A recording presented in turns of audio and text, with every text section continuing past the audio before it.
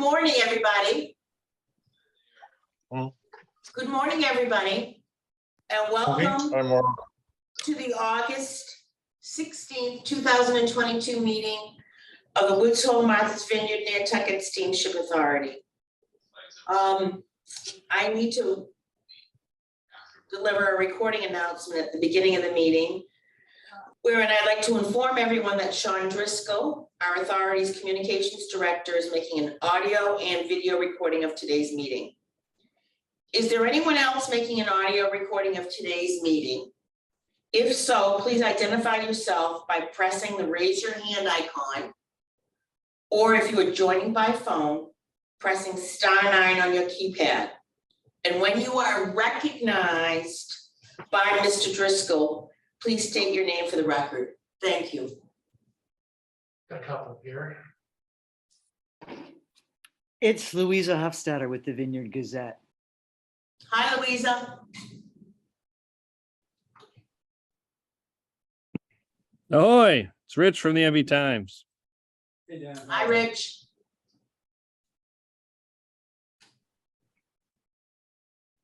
This is Sam from CAI Radio.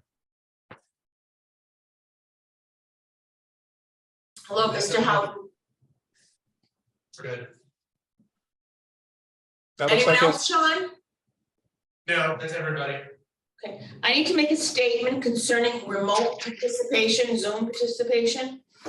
Pursuant to section 20 of chapter 20 of the Acts of 2021, and in line with social distancing guidelines followed during the COVID-19 pandemic, board members are participating remotely in today's meeting because their physical attendances today would be unreasonably difficult. All board members are participating in the meeting by Zoom video conference application, and all members will be clearly audible to each other.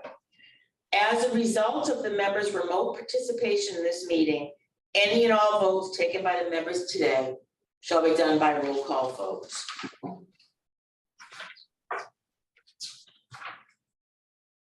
Mr. Keneally, is he with us today? Yes, he is. Do I have anything else I have to say at the beginning of our meeting, or can I move ahead to the approval of the minutes? No, we're ready to roll, Moira. You're good. Thank you. Oh. Item number 1 on our agenda is approval of minutes. As everybody knows, we had 2 meetings in July. So is there any discussion about the July 19th, 2022 minutes? If not, I'd like to entertain a motion to approve those. Do I have a motion? Mr. Malcolm? Mr. Malcolm, you're on mute. Could you unmute? Yes. Yeah, great. Do I have a second? I'll second. Okay, Mr. Jeffrey, I think he was a little bit before you, Bob, so he'll be second. Roll call vote, please. Jeffrey, I. Jones, aye. Malkin, I. Randy, I. And Tierney, aye. Okay, moving along to the July 29th, 2022 meeting in public session. Is there any discussion of those minutes? Okay.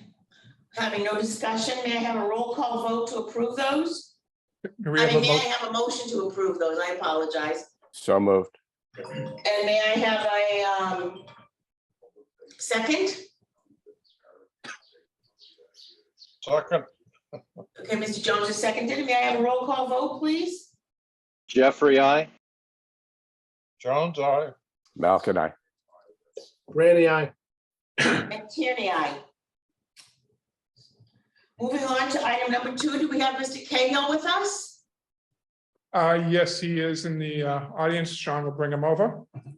Thank you.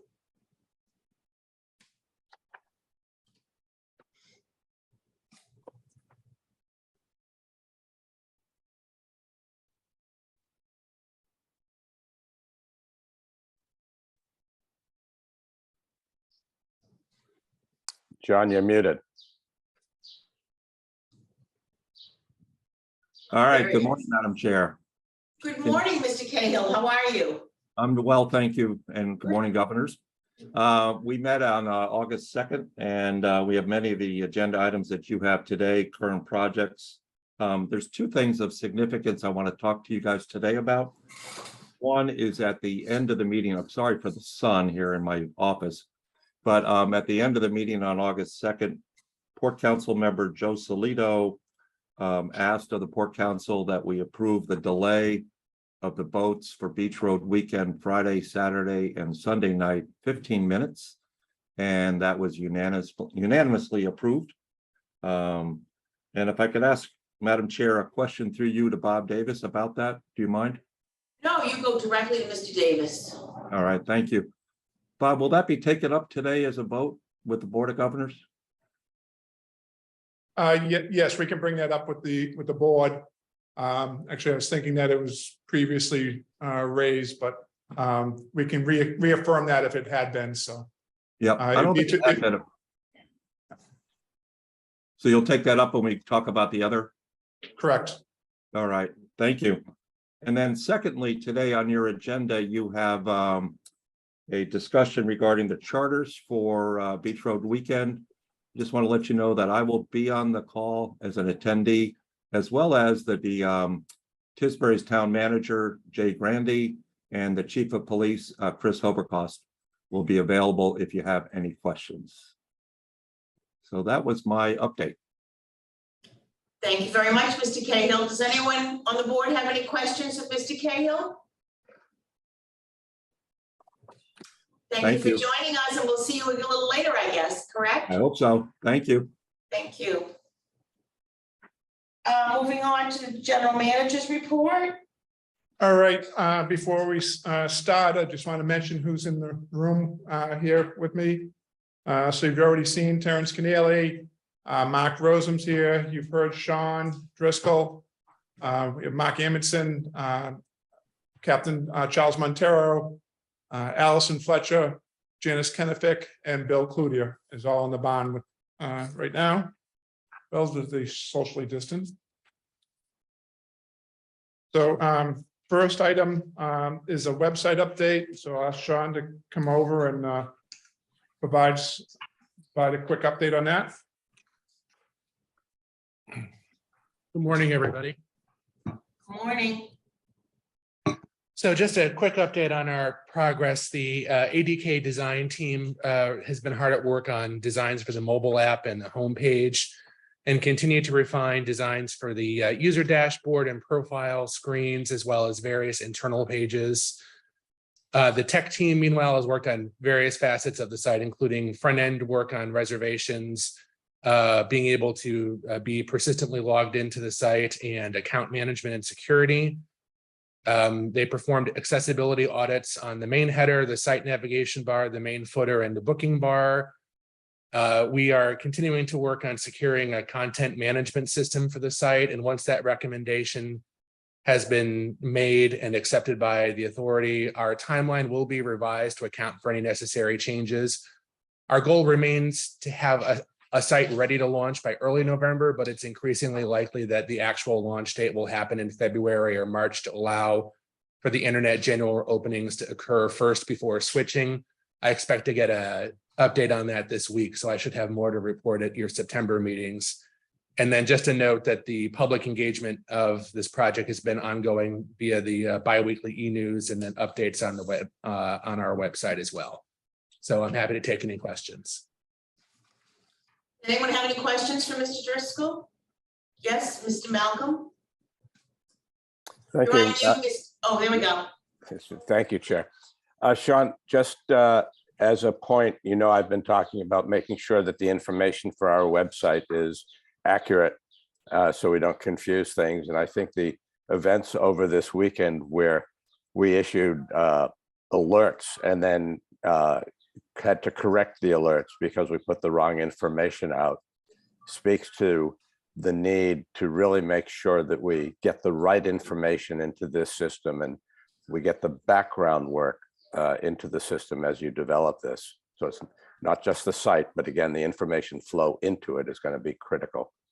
So, and I think the events this weekend underscored the necessity of that, because I know that we don't put out incorrect statements deliberately, but it's an information flow issue as far as I can tell. So I'd appreciate you continuing to look after that. We're working on improving that flow and getting better information quicker from the land side and the shore side operation so that it can be delivered to customers in a more efficient way. Thank you. And an accurate way. Thank you. Any other questions? Okay. You, Sean? All right, thank you. Next up, we have an update on the status of the Katamas dry dock. May recall it's at Thames Shipyard in New London, Connecticut. So Mark has some updates regarding that project. Hi, good morning, everyone. John, if we could start. Okay, so the container is in dry dock at Thames Shipyard undergoing her regulatory and Coast Guard inspections. This is a picture after the underwater area has been coated and working on the top side area. Next. This is a profile view of the vessel as, hey, Sean. So we're focusing on is structural steel. We do extensive gauging in the underwater areas of the vessel, and we've identified numerous areas that during the dry dock period, we take gaugings and we calculate steel thicknesses and replace as working with US Coast Guard on that. And this picture is showing a keel plate that we're replacing in the bow area. There's a couple other plates we're replacing back aft, and that was part of the scheduled work. Next. So the financial snapshot of it right now is the contract was set at 1.1 million. We have right now approximately 159,000 in change orders, and the grand total credit in change orders is 954,279. I see that once we're all back in, I think we'll be back up at budget. So this is kind of a pre-snapshot. We're about 60% into the docking, and right now we've had to extend the docking slightly to the end of the month. We're trying to make up that time due to having to put the gate head in dock to do that repair, but right now the container is on as scheduled. Any questions?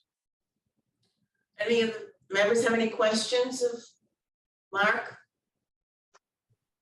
Okay, thank you very much. Questions? Thank you very much, Mark. Thank I'm you. sorry, Madam Chair, Yes, before Mark leaves, I had two general questions. In Mark, if you're going to keep presenting, I'll hold them till the end, or would you like them now? Now would Now? be fine. Great.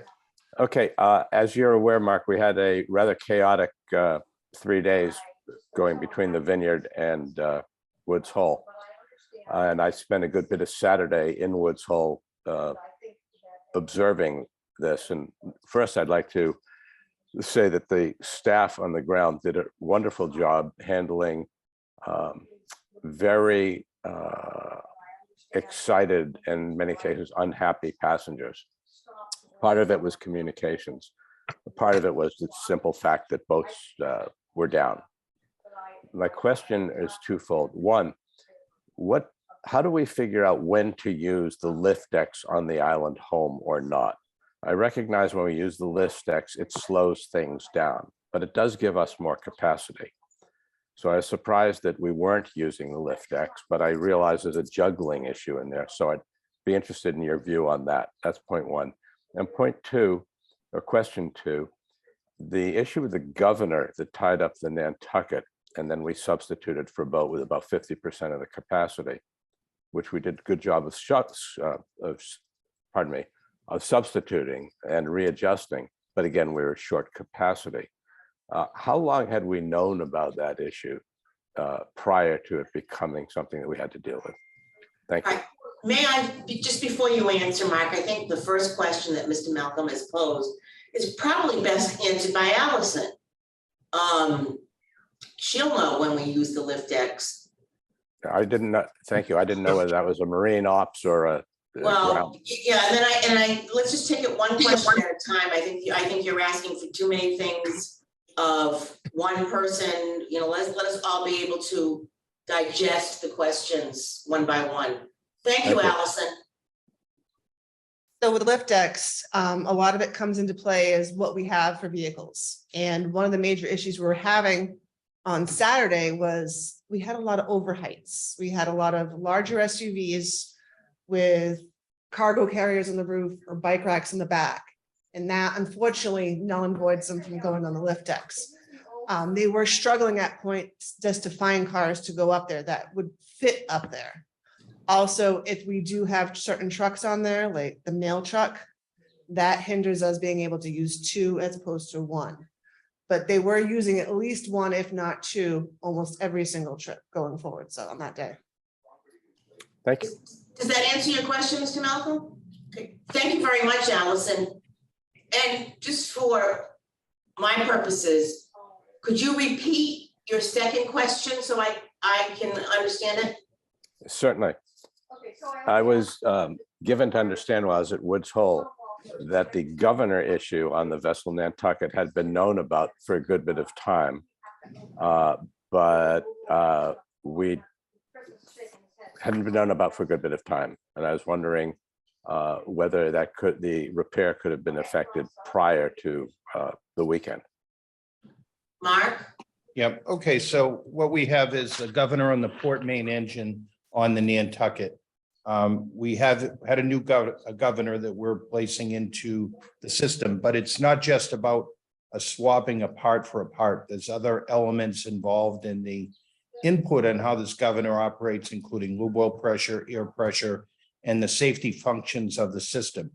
While we had the new governor in there, it requires calibration. And the person that needed to calibrate that was not available until Sunday morning. And that was the reason for the delay. There should have been, we're very busy in the summer trying to balance the schedule of maintenance and its many elements, not just that one vessel. But our work really begins in September in keeping the safety quality management system a critical equipment. It had been addressed. It's just that this was the most inconvenient time for everyone and, including, it was just the wrong time, the wrong place. And it was we should have done a better job. And I kind of take that personally because our team is really very good. And we just didn't have the right person with the right skill set to dial that in. I hope that answers it. Thank you. Thank you, Mark. Thank you. Thank you. Okay, can we move along now to item B, status of the request for proposal? Oh, I'm sorry, I skipped one. Yeah, My favorite topic, the Woods Hole Terminal. yep. So just want to present, you can come up, Bill, but I'll. So, and you have the presentation. Yeah. So we just wanted to provide the board with a brief update on the construction phasing of what we're going to be seeing here for the landside work that being done down in Woods Hole. So work is scheduled to begin the week of September 12th for the landside enabling sequence next. So phase 5A, you'll see blue shaded area around where the traffic booth is. The activity will be, to begin with, will center around that area. The traffic booth needs to be disconnected and moved so they can raise that site and do some curbing work there. That's expected to take 5 weeks. So we'll be shifting the entry and exit entry lane to the south while that work is being done. You can see the blue area of limited work. Next. Phase 5B is then on the south side of our property, adjacent to the freight shed. That's expected to take 5 weeks and what is that, stormwater? 6 weeks, yeah, Six- stormwater. Elevation. Excuse me, 6 weeks. Yes, so, and the primary, work being done there is the stormwater, along there as well as some utility work. Right. Next. 5C, phase 5C is, just to the north of, the 5B portion of the project. And again, that's going to take into account some of the stormwater management and the utility work as well. So you'll see there that, cars entering the property for staging will be directed around the corner versus the trucks and, the buses will be going around that limit of work. And 5C is going to take about 5 weeks. So that brings us, up to the beginning of January. And then things get really interesting. So we have phase 5D, which takes up most of the staging area, as you can see. We'll be allowing an area so that way there'll be egress to the back lot to the north of that blue shaded area. As you can tell, it really does restrict the amount of vehicles that we're able to stage. Thankfully, this is taking place in January and February, so there's less traffic. But staff, we're still considering what alternatives that we see would need to be putting in place to make sure that this works as seamlessly as possible. And we'll be coming back. We haven't finished those discussions, so we'll be coming back to the Port Council and the board at probably next month's meeting, just to with some recommendations and what we feel is necessary to be doing here. But as you can see, it's taking up such a large portion of that project. We will be limited on staging.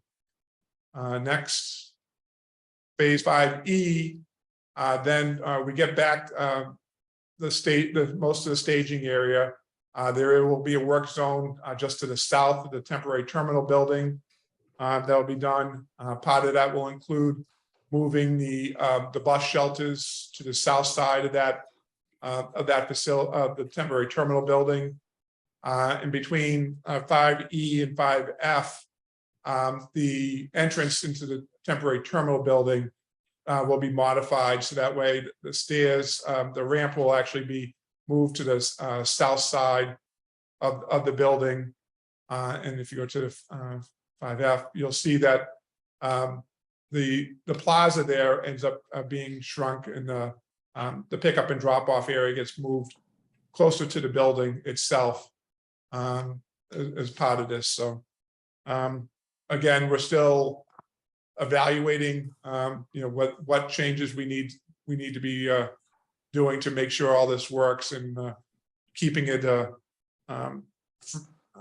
limiting the areas so that way it's least disruptive, but it is going to be causing some issues. So, and overall we end up by the end of this middle to the end of May, getting the site work completed at this point is the target. So if anyone has any questions, Anyone? Yes, Mr. Jeffrey? Bob, what amount of coordination have you been doing with the town of Falmouth in terms of traffic mitigation and flow? I'm quite concerned about the residential access on Cowdrey Road for those people who live on Juniper Point in the summer already, with just volume without any kind of traffic diversion. Those people get kind of blocked into their neighborhood. There's a problem with even emergency medical service vehicles having access to Juniper Point. There's also been backups of steamship traffic trying to get into the lot now as it is up to Harbor Hill Road. So I guess I want to know, what's the amount of coordination that's been going on with the town? Have there been talks with the town about the best way for the traffic to flow? And also that Railroad Avenue exit, it's a little less dangerous in the summer, but it's a free-for-all at Railroad and Lipscomb. in front of Quick Soul Tavern. In Peter, the we, best of times. Peter, we coordinate, we're having a coordination meeting with the town on the 25th next week to discuss the phases and the future traffic for the permanent terminal and on the 25th. So we're meeting with the town engineer and his crew. And we previously have met on a number of occasions with the town engineer and the DPW director as well to about regarding curb cuts and the like, so. If it's appropriate and possible, I'd like to attend that meeting because I can tell you that's going to be a #1 issue for the majority of my constituency. That's fine, yeah. Okay, so for your information, Peter, it's starts at 9 o'clock. We'll get you the information. Okay. Any other questions? Okay, let's move on to the next item on the agenda then, thank you. The status of proposals. Okay, we just wanted to provide the board with a quick update.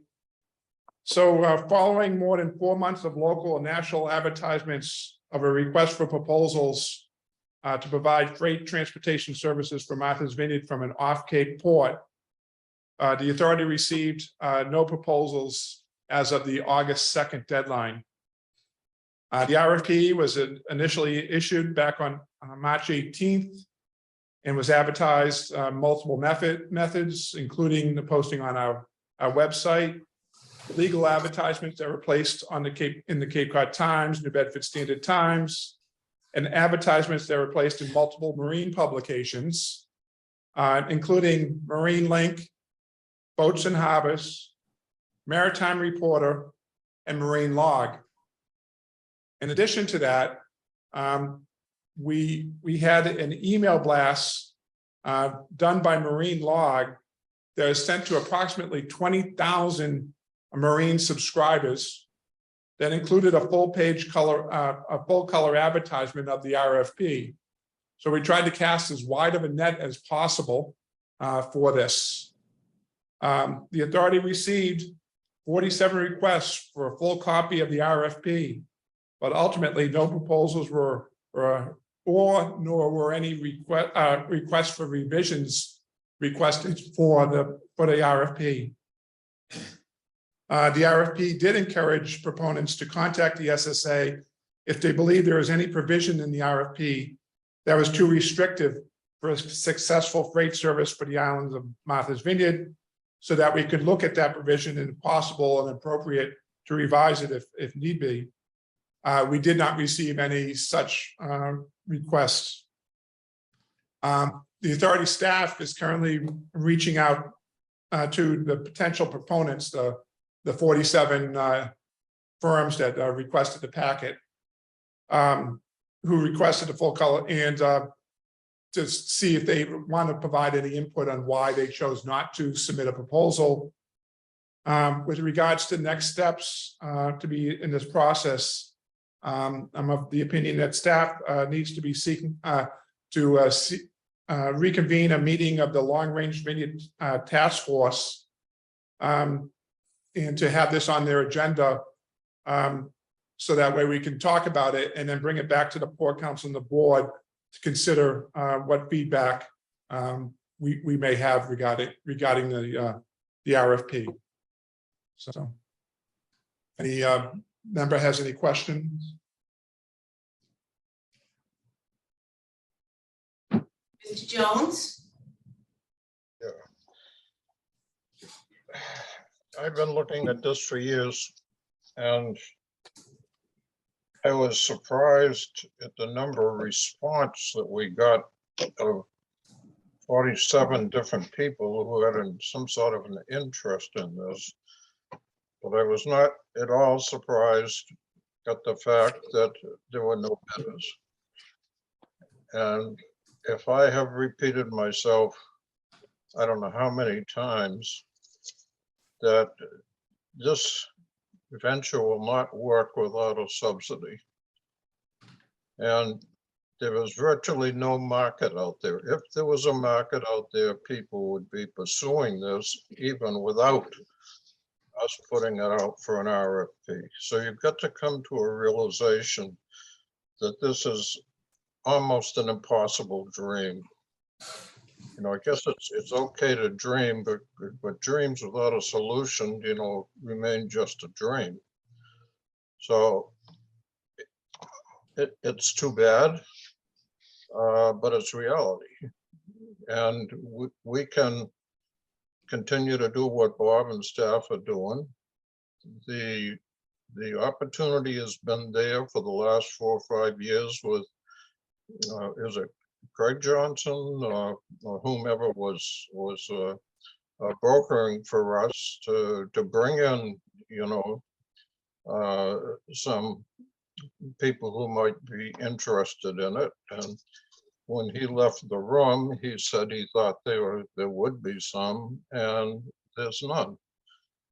So sometime, you know, you've got to look at, you know, what reality is. I don't think it helps matters when, you know, we approved the New Bedford run there, and you know, representative on the transportation said, you know, there'll be no hazardous waste coming in, and listening to the various comments that have been brought forth from the folks from New Bedford and the Harbor Development Committee saying, you know, that if you're gonna come into New Bedford, we want a proposal that has an economic benefit to the people, and not just one person sitting at a dock counting cars going by. And I think that's just about the way he put it. And there've been other things like this. I look at this, you know, that I somewhat pragmatic in my thinking, maybe overboard, but you know, living in Hyannis, I don't see much difference, you know, with the fact that this is in Woods Hole and they have a traffic problem. Ever go into Hyannis, you know, when the hospital lets out, almost any time in a rainy day in the summer and things, but, you know, having lived in Hyannis for 4 generations, of course, I don't go back that far, but that you've got to realize that there's going to be traffic. And when I go somewhere, being I know when the traffic is going to be heavy and things, or I'll take another route and direction. But other than that, I just accept the fact that there's traffic in Hyannis. And if I went to Logan Airport, you know, and left at a rush hour and thing, I'd know there's going to be traffic going to Logan. I mean, it's just a part of life, and it's easier to just admit it and accept the facts of life, and you be a happier person. But if you continue to fight it and say, you know, we're going to beat it and things, and I don't think you'll have, you know, any type of peace in the mind. And I know that that may sound a little ridiculous, but I will say that one of my closer friends I grew up with, if you said the Steamship Authority to him, he'd come unglued, and we're friends. And you know, and so I hadn't heard from him. I'd run into him several times, but you know, one time I stopped him and I said, "Hey, where's your diatribe? Every time, you know, we talk, you know, you beat up the Steamship Authority." And he said, "Well, I finally come to the realization the Steamship Authority is going to be, you know, there forever. And it doesn't do my disposition or my ulcers any better by, you know, carrying this with me." So I know nobody's going to want to hear my sermon in Woods Hole, but, you know, I can't help but say that, you know, that you got to look at the facts of what you can. And if you can change some things, you can change some things. Thank you very much, I Mr. don't- Jones. I won't go any further than that. That's enough. Thank you. But I think you've made yourself abundantly clear at many, many, many meetings, how you stand on this position, so I appreciate you reminding us. Next on the agenda, Okay, next, we have a request for authorization. We'd like to request the members authorize the general manager to purchase, subject to additional inspections, 2 used offshore supply vessels from Hornbeck Offshore Services LLC for a total contract price of $11,275,000, inclusive of the 2.5% brokerage fee as set forth in the agreement of purchase and sale, which is included in your packet.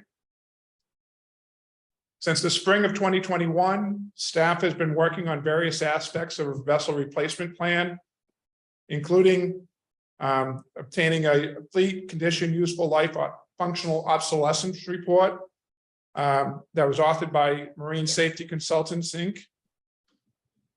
It also included a hybrid propulsion study that was conducted by Elliott Bay Design Group. And while those were going on, staff was focused on 3 primary options: a midlife refurbishment of the existing freight boats, a new construction of a MV Woods Hole class vessel, and third, the acquisition and conversion of a offshore supply vessel. Due to the age of the existing freight boats, it is quickly determined that a midlife refurbishment option for those would be the least beneficial of all the options. That was also confirmed with the useful life survey. Construction of a new MV Woods Hole class vessel, the second option, was a desirable option on many levels, but staff was cognizant of the authority's funding limitations, which would delay the start of construction for upwards of 2 years, and then we're looking at a 18 to 24-month construction timeline. So staff began to survey the market to identify offshore supply vessels, the third option, that might be candidates for acquisition and conversion. We've been working with a marine broker who identified over 80 OSVs that fit the general requirements that we were seeking. Working from that general market survey, we did narrow down the list to identify OSVs that would be capable of transiting the harbors in which the authority operates in, which requires a molded depth of between 14 and 20 feet. Vessels capable of being restricted to 235 feet in length overall once converted. We limited the search to vessels that are under 15 years old. And the list was further refined based on the market pricing of the available vessels. We've also been working with a naval architect, and staff has performed, and with the naval architect, staff performed in-person surveys of between 10 and 15 of the remaining vessels from the list. We did so this past fall at various yards down in the Gulf. In April of this year, staff, along with the marine surveyor, concentrated our inspections on the Hornbeck Offshore Services Lodestar class of vessels. They have sister vessels.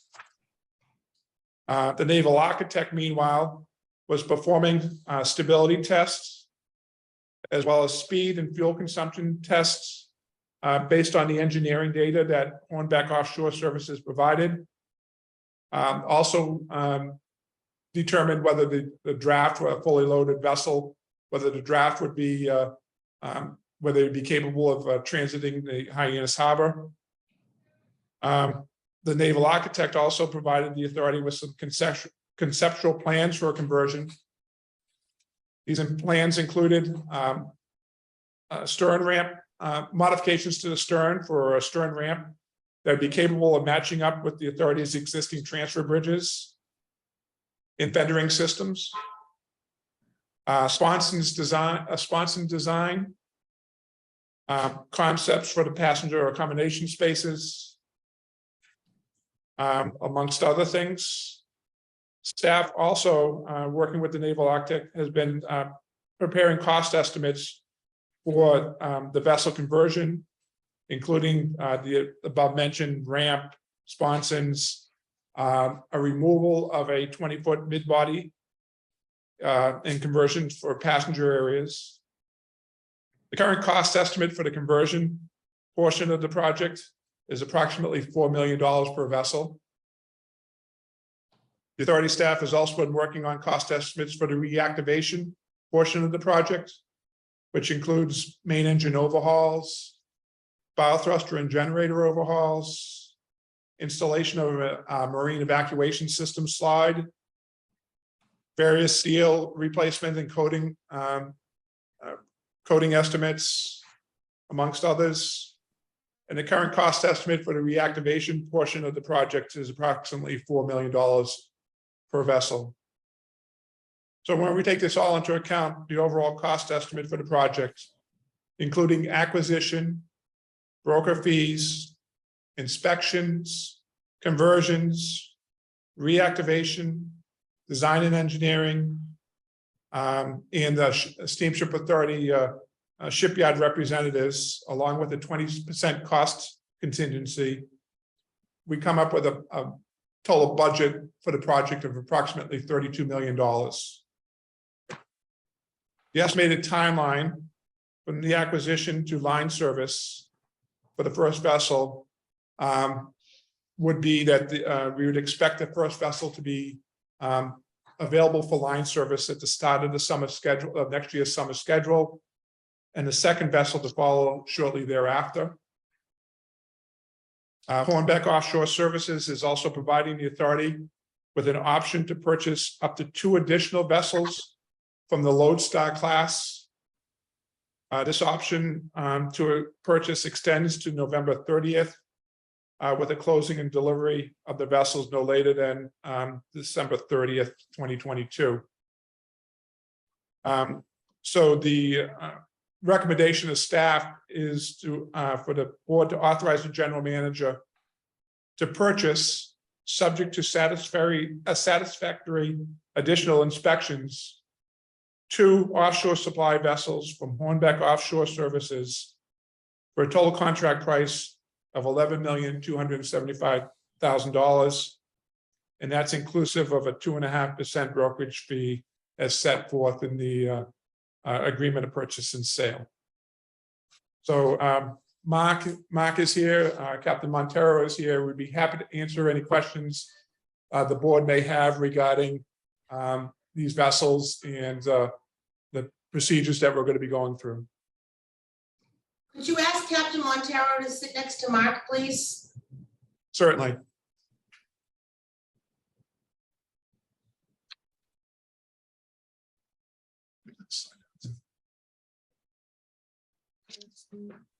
Hi, Charlie. Yeah, good morning, everyone. How are you? Morning, Charlie.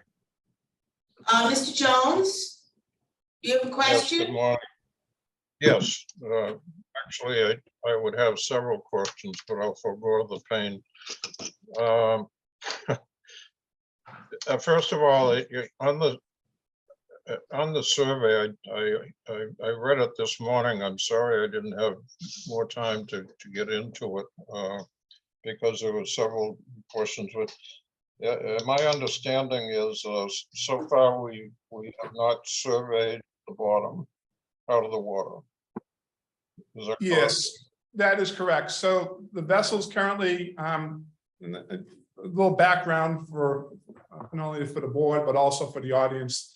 So these vessels are approximately 11, 12 years old. They were in service for 5 years, approximately 5 years, and then have been sitting in laid up in the bayou down in the Gulf for the past 7 years.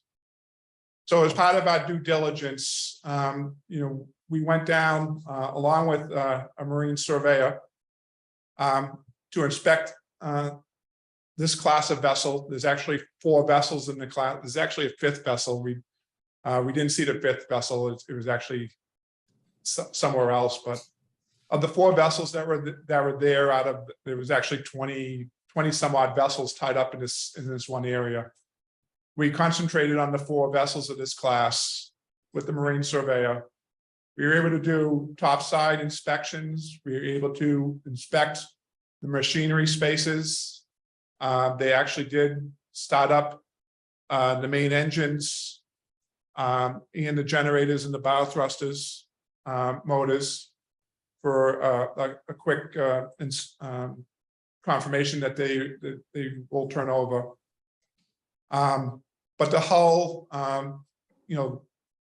it's not in a position where we could send divers down to inspect. So the plan, if the board approves us going forward with this, is to have these vessels towed to a shipyard that the seller will arrange for. Take these boats up out of the water, so that way we're able to inspect the bottoms, to be able to see the condition of the vessels. And part of that will be, we'll be doing ultrasonic gauging of the hull to make sure that the hull thicknesses are to original.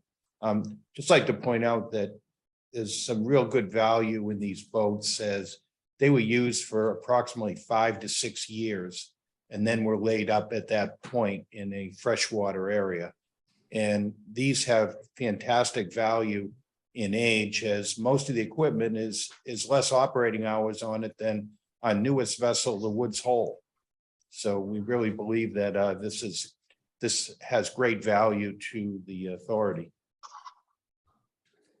Any other questions? Hang on a second, Mr. Jones. Yeah, Go ahead, Mr. Jones. okay, well, yes, thank you.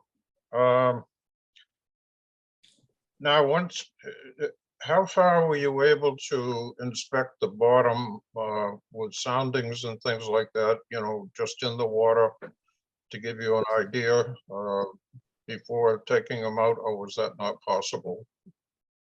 No, that was not possible, although we did do some ballast tank inspections. However, to really do the proper evaluation, we need to get this up on dry dock, wash the hull, do a gauging survey, inspect the rudder, inspect the propeller and bow thrusters. There are 3 bow thrusters on these particular vessels to get the full picture. And then we'll be in a position to recommend it, to either finish the purchase, or we can, if we don't agree, if the gaugings do not support it, we have an out to not take possession of the vessels.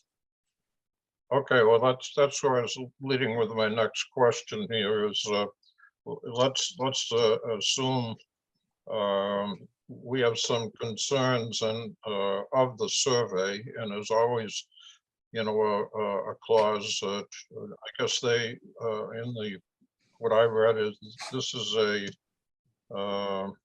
an accept or reject type of situation here. Do we have any means of negotiating for if we find there's a big section of plate that needs to come out or something, or whatever we find? When I'm reading the brokerage agreement and the things like that, it doesn't look like there's a lot of room for negotiation, but there really should be, whether it's written or not. So do you see any? Is it accept or reject? Yeah, so as is. Yeah, so basically, it'd be a decision as to whether we accept the vessel or reject the vessel, and if we reject it, then the other vessels in this class potentially come into play. And I should mention that the conversion costs and the reactivation cost estimates that we're putting together include that we do expect that there will be some plating that will need to be replaced. Again, we're only able to identify the top side. These vessels, is the design that they use, their freight deck is covered with wood on top of the steel. So when we were there, part of the process was that randomly 4 to 5 of the boards on the freight deck were chosen. Hornbeck removed those boards from the decking so that way our marine surveyor could to take some UT gauging. And I don't believe there was, other than one small pit, there wasn't anything of any significance on any of these, on these vessels.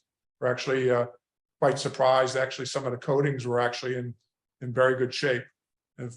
Yeah, that's Yeah. consistent. So, Yeah. If I may, that, and just shifting gears here, I looked over the purchase and sale agreement, which seems like it's pretty boilerplate.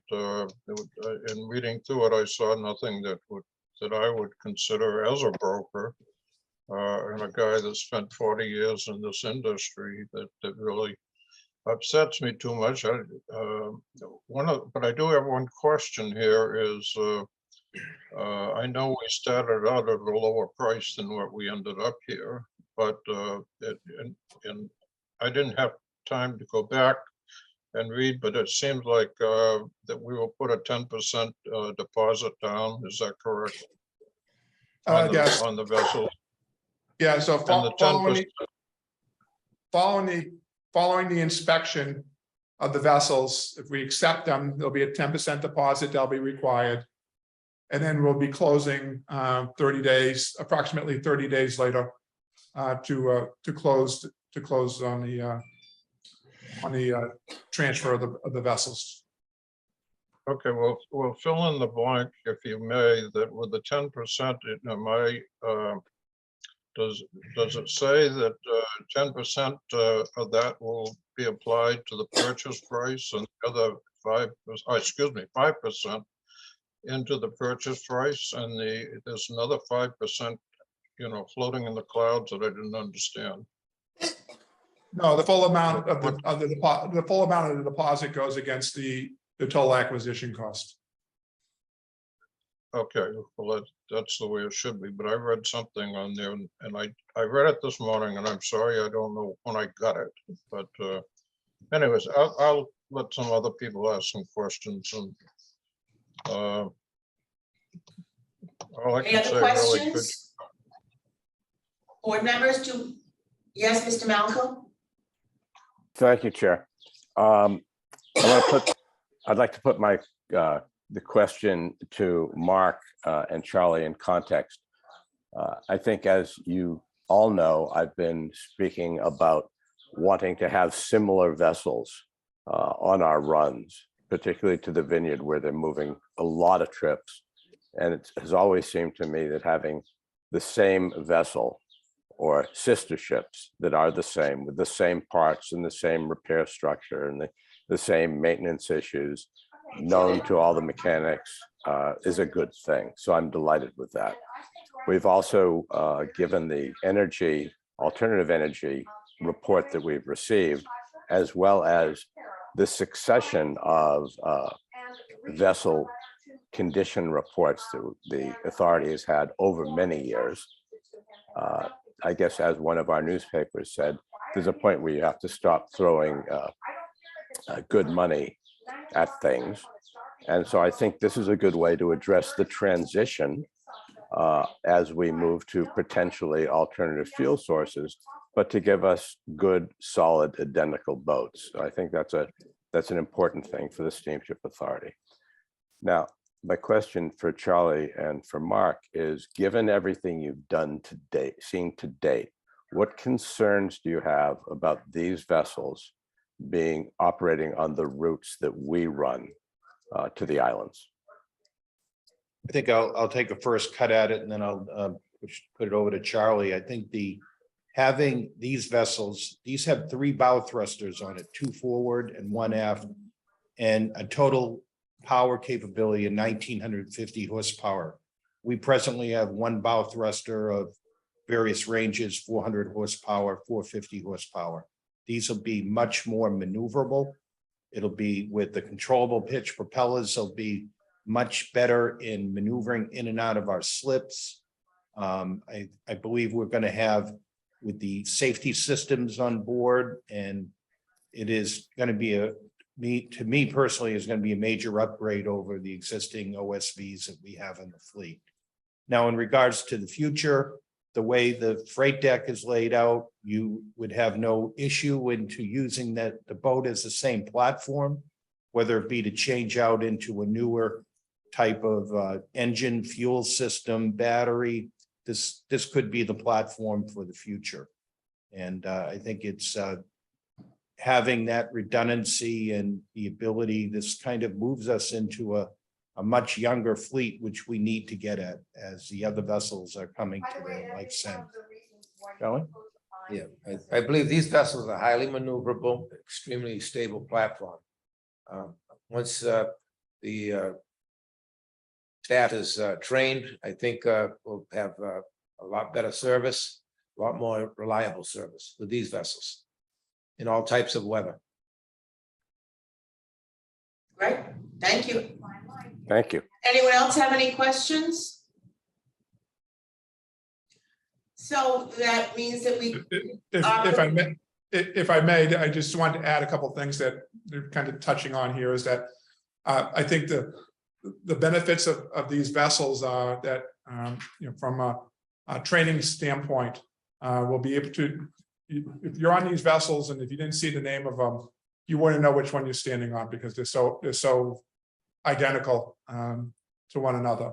So that'll be a great opportunity for us in terms of training of our vessel crews to know exactly where everything is from one vessel to another.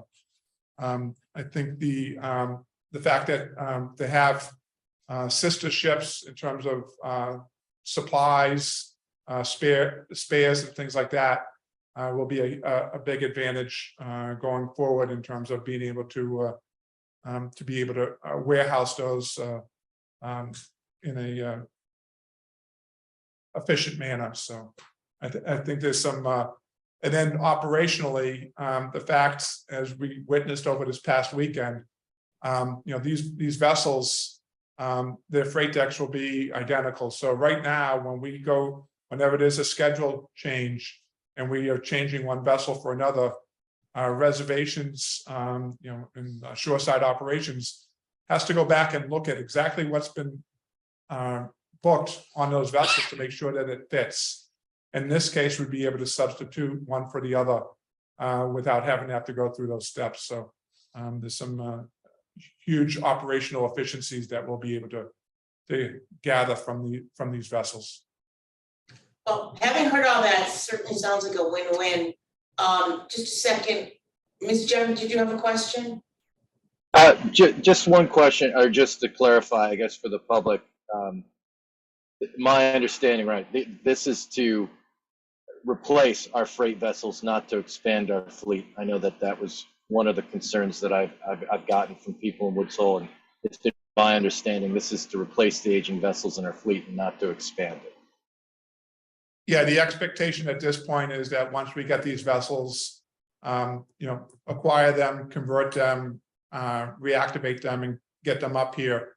At that point, we'd be coming back to the board with a recommendation on the disposal of property for the Katama and the Gay Head. All right, are there any other questions? So may I have a motion? I would so move that we pursue the purchase. Yes. I don't know if there's an echo in here of other people talking, but I'm getting a lot of background stuff. I am Is anybody too. else? Okay, well, I'll try. I'll go ahead. I'll make a motion that we pursue the purchase of these two vessels and go forthwith, I guess. Do I have a I second? don't see it. Do I have a second? I'll second that. Okay. So I need a roll call vote now, please. Jeffrey, aye. Jones, aye. Malk and I. Randy, I. Tierney, aye. Thank you very much. Thank You're you. welcome very Thank much. And Thank you. item number 3D, please, vessel renaming requirements.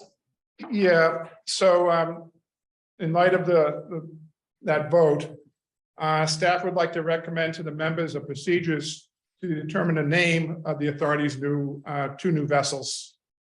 Back in 2014, the authority was established a process. When we were in the design of the new passenger vehicle ferry, which turned out to be the Woods Hole, the board assigned 2 members and the Port Council assigned 3 members to create a list of names for a new vessel, and then to narrow that list down to a short list.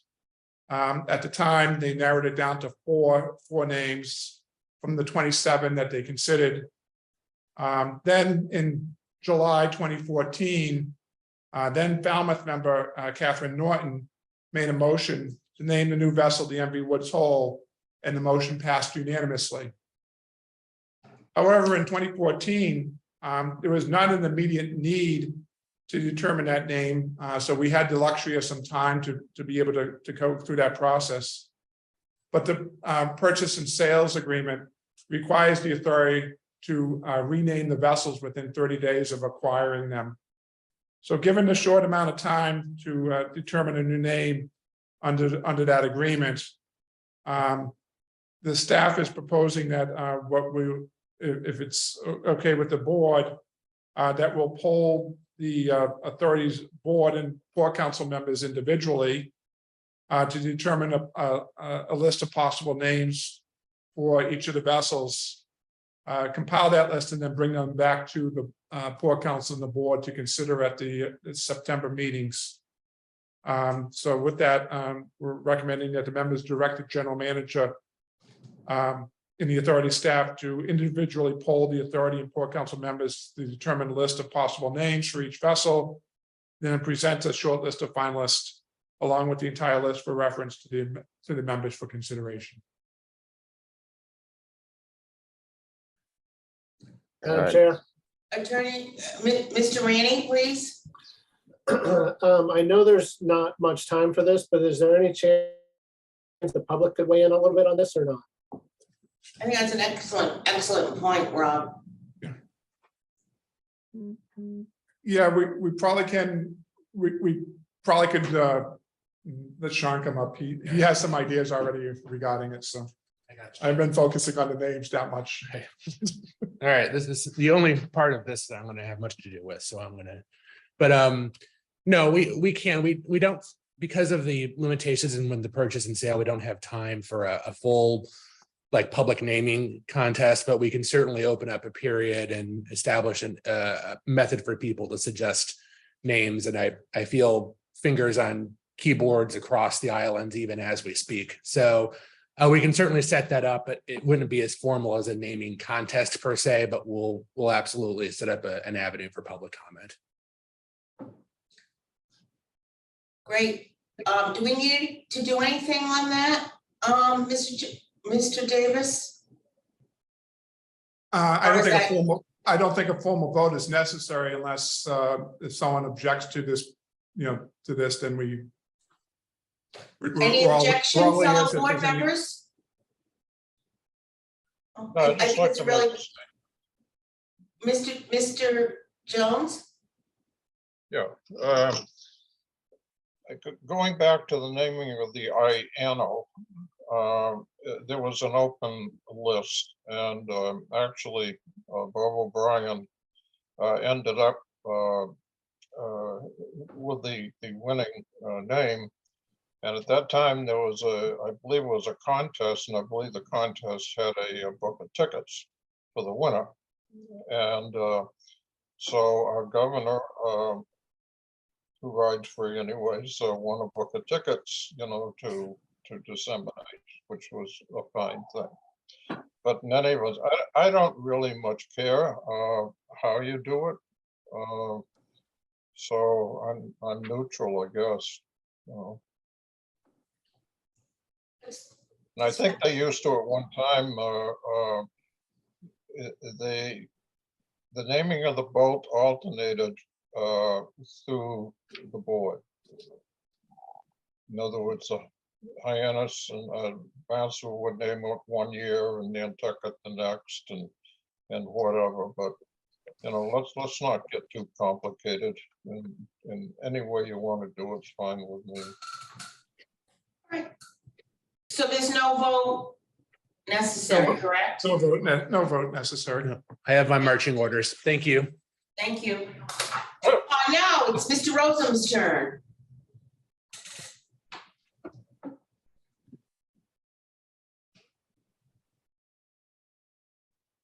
Good morning. Good morning, Mark. On the agenda, we have a proposed resolution authorizing the sale of the Steamship Authority bond anticipation notes. We're choosing to recommend anticipation notes versus actual bonds until we finalize the dry dock contracts and the final pricing. So we'd be issuing the notes. They would up to $33 million for the dry dock expenses associated with this and the purchase prices of up to 4 boats, because we have the option for the other 2. The funds could only be used for those purposes. We would put a maturity date of March 30th. We'd issue the bonds to replace these notes. With that, right now we have just under $66 million in bonds outstanding. Our bond limit is $100 million. We will be retiring just under 7.7 million on March 1st. Any unused proceeds from the sale of the notes, we would end up putting into the refunding in March of 2023. So we need the resolution in place, so any expenses we incur from this point going forward can be used for these proceeds as well. Any discussion, board members? Comments? Mr. Jeffrey? So Mark, once we retire that debt, how much, if we approve this bond, what is left of our current bonding limit? As of the minute we approve it and issue, we'd have $1 million left if we go up to the 33 million. If we don't go up to, we're at 66 million and we're asking for up to 33, so we'd be at 99. And then come March 1st, we'd be at roughly 92. And I guess what are our contingency plans if we have some type of catastrophic event when we're extended out to our bond limit over the next 2 years? We currently have a line of credit of $10 million right now that we have, plus our operating funds. And the balance in those right now are about $20 million in the operating funds. Pardon? Replacement fund. And we also have the replacement fund, which has about 12 million, and the bond redemption, which has over 3 million. Any other questions? Yes, Mr. Malcolm? Thank you, Chair. Mark and or Bob, could you talk a little bit about the grants that we've looked for and those we've qualified for, as well as the restrictions on some of the grants that we're looking to get in terms of helping with our capital projects? Sure. Yeah, so there's some grants that are available in this zone that we were hopeful that would be able to be used for the conversion and reactivation portion of this project, which actually we would have been coming back to purchase more than just the 2 had that been the case. But the word that we've received on those is that there's some limitations on that program. And because back in April of 2020, we were furloughing employees because of our position in terms of the drop in ridership and the cash flow situation. Because of that, those programs are not eligible for this project. So we continue to look at other other programs that we have. We did, one of the things that we're considering is that there's an allocation of about 3.5 million that we're getting from the ferry boat formula program. We haven't had a chance to determine whether that's going to be a program that we could apply those funds towards this project. We still have some work to do on that in that regard, but we'll continue to look to see if there's other avenues in terms of being able to use some of the grant programs that have been out there that we would have access to. And we do have some CRISA funds, which if the board remembers back in April of 2021, we entered an MOU with the CCRTA for about 8.4 million. We've drawn down 2.2 in this year's operating budget. So we have some funding there that looks like it could be applicable to help with either these two boats or a possible third boat. And we're working with our partners at CCRTA and FTA on that as well. Yeah, so, thanks to Tom Cahere and Henry Wazinski. Snarski, excuse me, for working with us and on all this as well. So it does show just, how intertwined all the transportation network is on here, and, as well as the island. Now that I'm thinking about it, I need to thank the Vineyard Transit Authority on Saturday. On very short notice, they were able to get some buses down to the Oak Bus Terminal because we were having passenger cutoffs there. We needed to get people over to Vineyard Haven. So on very short notice, they dispatched buses to get people over there. So our thanks to the VTA for doing so. Any other questions? Madam Chair, one more thing. Yes. May I? I just wanted to share with my fellow board members the incredulity that I have given what I've just heard. Apparently, because in the beginning of COVID, the Steamship Authority prudently, in good business fashion, took the step of furloughing people or laying people off. Because we did that, rather than continuing to pay people to do nothing, and since we're fare box based, the loss that we would have incurred could have been distributed to the port communities. But we did the prudent, rational, business-like thing. And because of doing that, we are now precluded from receiving these government ferry assistance programs. And the money is going to those state or federal funded ferry systems that kept people employed, even though they had cut trips. I just find that astonishing. Am I incorrect in that, Mark or Bob? So these funds cannot be used, since we laid people off, cannot be used for capital purposes. And since your point that we're fully fare box funding, in FTA's eyes, we do not have any operating expenses. The one time we had was during COVID when we had a significant loss of revenue. So yes, your statements, we cannot use those funds for capital purposes because of that. Thank you. Okay, I need a vote apparently.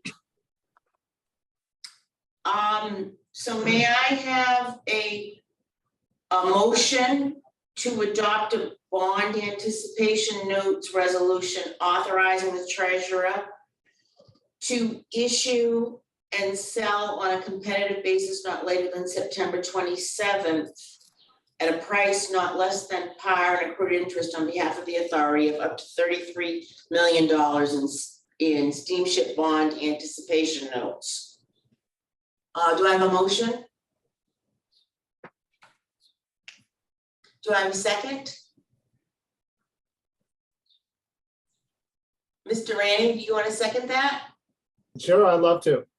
Okay. Can you say me more? Pardon?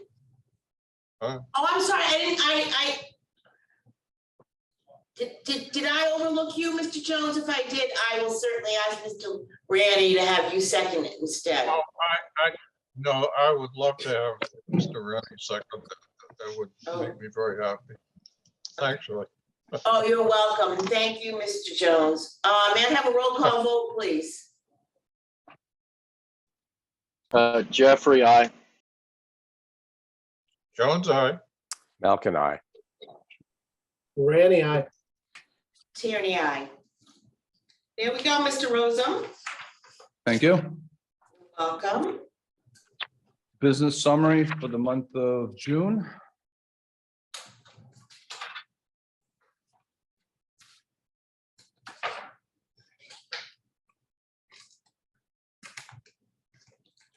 Okay, so for the month of June, passengers combined on both routes are up just under 23,000 passengers, or 7.7%. Year-to-date, passengers in both routes combined are up just under 85,000, or 8.2%. Here's a graph comparing the monthly passengers from last year to this year. Vehicles carried for the month of June, both routes combined were off about just under 1,800 vehicles, or 2.9%. The majority of those, the main driver of that is the standard fare automobiles. Year to date, both routes combined, vehicles are under 20 feet are down 4,916, or 1.9%. And it's pretty evenly distributed between both routes. Here's a graph showing the vehicle comparison by month for vehicles under 20 feet.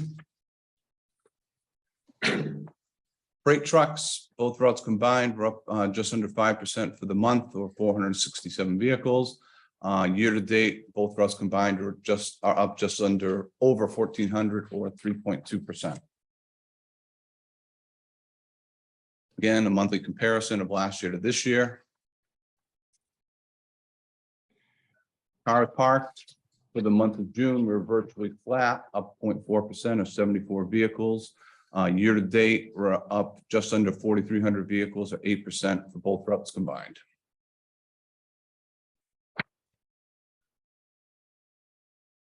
Trip summary report. So for the month of June, on the Vineyard route, we had 2 trips canceled for mechanical and none for weather. On the Nantucket route, we had 12 for mechanical, none for weather, bringing the year-to-date total for both routes combined of 67 mechanical trips and 227 for weather.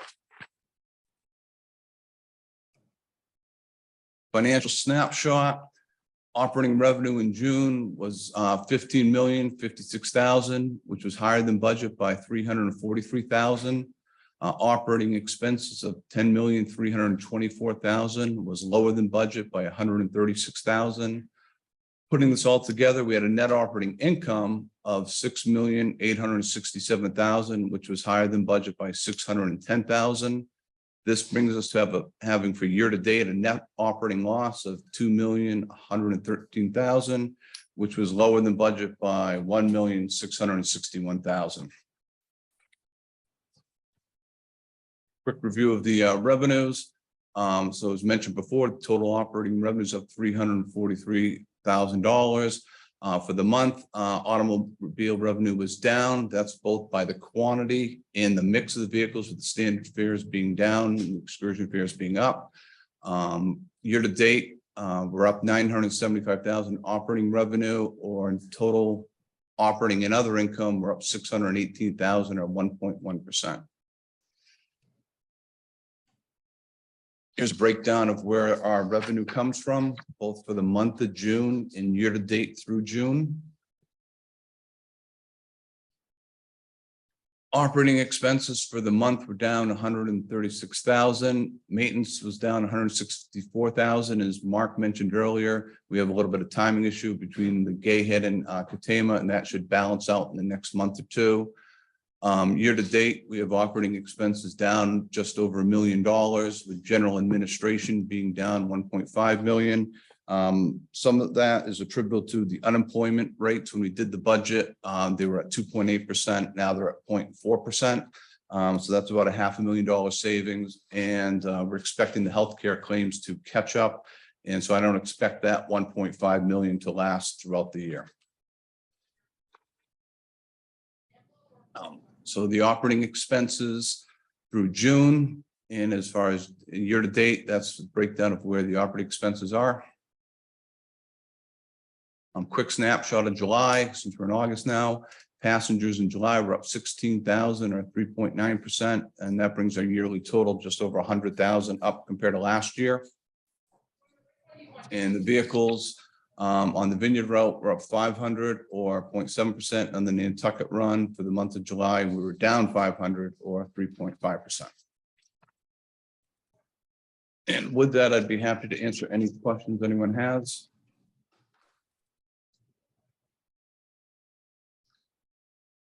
Okay. I Well, thank you. don't think I see any questions, Mr. Rosen. It just, points to your thoroughness. Thank you very much.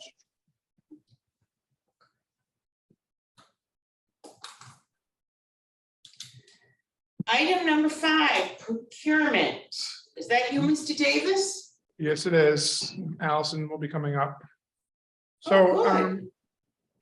first item here is, the request for approval from the members to authorize the general manager to amend the purchase of 2 21-foot diesel shuttle buses from Creative Bus Sales of Hudson, New Hampshire, which was done at a total cost of $217,324, and to change that to the purchase of 2 24-foot electric shuttle buses from Creative Bus Sales of Hudson, New Hampshire, in this case for a total price of $560,704.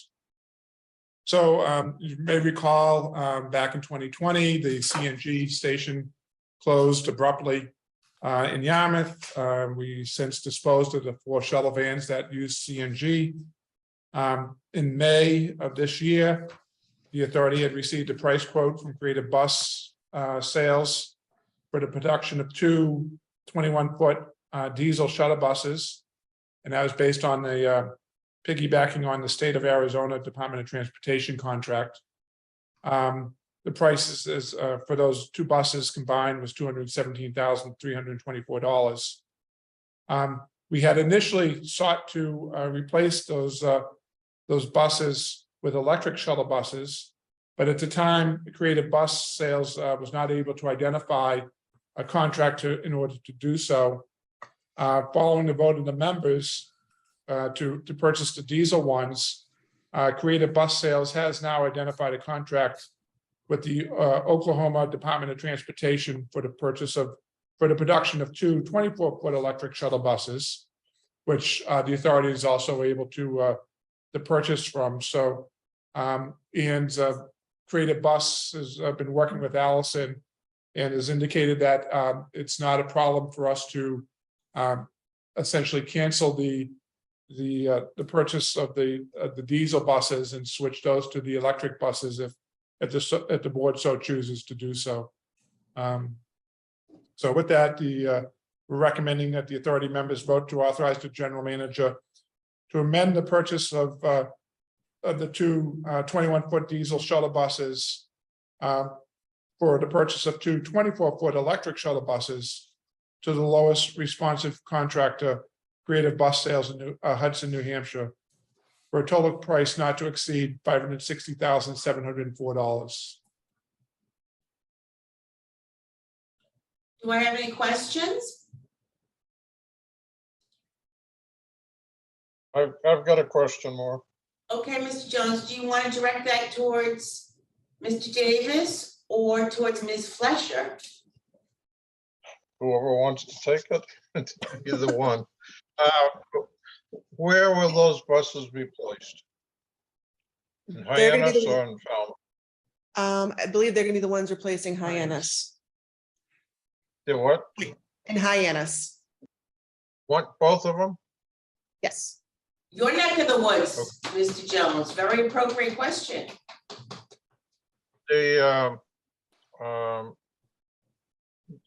How do they need special hookups that we have to install to charge those buses? We're already in the process of installing charging stations, so they'll be able to utilize those as well. Okay, all right, thank you. Do I have any other questions from my board members? I'd just like to say it's nice to hear from a female member of our management. So thank you for directing that question towards Ms. Fletcher, Mr. Jones. This calls for a vote. Yes. Somebody want to make a motion? I'll move. Thank you, Mr. Jeffrey. Do I have a second? Second. May I have a roll call vote, please? Jeffrey, an enthusiastic aye. Wonderful. Jones likewise. Malcolm as well. Aye. Randy, I. Tierney, aye. Okay, there we go, Allison. You have your buses. Yay. Thank you. Yeah. We So have next, 5B, please. 5B, so request the members to authorize the general manager to award contract number 15-2022, dry dock and overhaul services for the MV Woods Hole, to the lowest eligible and responsible bidder, Sinesco Marine LLC of North Kingstown, Rhode Island, for a total contract price of $1,380,619. The Woods Hole is expected to enter shipyard availability in January 9th of 2023 through February 16th to undergo its Coast Guard required hull exam, rudder, propeller, shaft maintenance, coating maintenance on the underwater and superstructures, as well as a new cathodic protection system. The draft of the 2023 operating budget for the dry dock and overhaul of the Woods Hole had been $971,021. The major differences between what the original draft estimate for the 2023 budget and what the actual bid came in is that there was a difference of nearly 100,000 in terms of the blasting and coatings above the rub rail. There's an increase in the bow thruster inspection and maintenance from 16,000 up to 128,000. An increase in the cathodic system from 54,000 to 125,000, as well as overhauls of the generators and alternators from 40,000 to 116,000. We did send out packages to 10 shipyards, I guess it was. 12 shipyards. And one bid was received. So we'd like authorization for the general manager to award contract number 15-2022, dry dock and overhaul services for the MV Woods Hole to the lowest eligible and responsible bidder, Sinesco Marine LLC of North Kingstown, Rhode Island, for a contract price of $1,380,619. Mr. Davis, Yes. do you have any opinion as to why only one bid was received? Yeah, so we're aware, we're trying to get these packages out sooner than we previously have, and we're getting there bit by bit. In this case, the one other yard that typically bids on our packages had already committed to their dry dock for another customer, so that they notified us that they would not be able to that they would not be bidding on this project. So it's a continuation as we try to get draw interest from outside the region a little bit more, but the fact that the amount of time that we're able to have these vessels out of service impacts what yards will end up bidding on this, and it also is impacted by how soon in advance we're able to get these out and have them they may already have their book of business already filled or are in the process of doing so, but we'll continue to work on getting the packages out sooner to try to see if we can draw up additional interest. And what steps are we taking to do that, Bob? So Mark? Mark, yeah. I think that there is a trend where a lot of ferry companies are making long-term dry dock agreements. And I think that's the next phase that we need to do is a longer look ahead. getting structured prices for more than one, going out for single bids. And that's what we're going to focus on in the future. A lot of times, arrangements are made between ferry companies and a specific shipyard. We have increased the time in getting it out, the packages out sooner, but we're not getting the responses that we had hoped for, but I think that is a trend that we need to adopt going forward. That sounds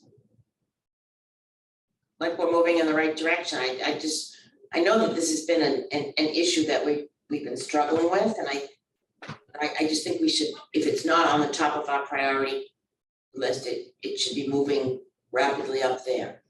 Mark, are there not shipyards like, the Portsmouth, New Hampshire area, the Portland, Maine area? I never hear anything about those particular areas, and it In those areas such as Bath Iron Works and in Portsmouth, those are naval shipyards. They're not geared to marine commercial business. There are other docks that we have dry dock historically with, such as Kiwanis and others down the coast. There's a cost associated with that.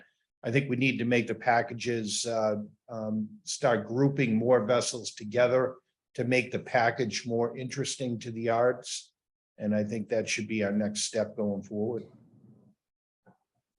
okay, great, thank you. Does anyone else have any questions? Yes, Mr. Jeffrey?